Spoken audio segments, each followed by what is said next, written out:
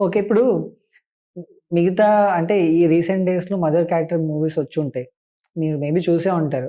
అంటే ఈ క్యారెక్టర్ నేను వాళ్ళకంటే బాగా కానీ నేను చేసుంటే బావుండేమో ఈ క్యారెక్టర్ అనుకున్న సినిమా ఏమైనా ఉందా? అలా నేనసలు కంపేర్ చేసుకోనండి. హ్మ్. అంటే ఎవరి స్టైల్ వాళ్ళది గదా! హ్మ్. ఒక్కొక్కరు ఒక్కొక్క యూనిక్ ఉండాలి.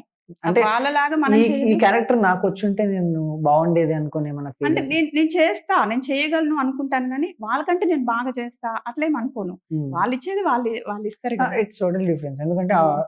ఆర్టిస్ట్ అవును. డిఫరెంట్ ఉంటది. అవును. నేనేమంటున్నా అంటే ఇది నాకొచ్చుంటే బావుండు అన్నదేమైనా ఉందా? అలాంటిదేమి అట్లేం ఎక్స్‌పెక్టేషన్? అనిపించదండి. హ్మ్. మంచి క్యారెక్టర్స్ నాకు రావాలి, నేను చేయాలని ఉంటది గానీ, ఒకరిని చూసి ఇలాంటిదొచ్చుంటే, ఇట్లొచ్చుంటే అని ఏమనిపించదు. హ్మ్. మీరన్నట్టు కాకపోతే ఆహ్, ఆహ్, మొ ఇంతకుముందు ఒక సినిమా చెప్పారు గదా! ధనుష్ గారిది.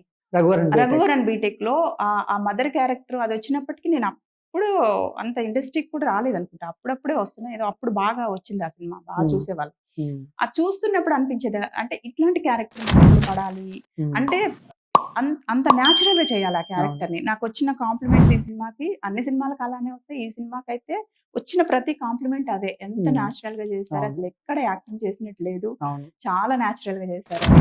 అది ఉంటుంది నాకెప్పుడు. హ్మ్. ఆ సినిమా చూసినప్పుడు అనిపించేది. ఆవిడ ఎంత న్యాచురల్‌గా చేస్తారసలు.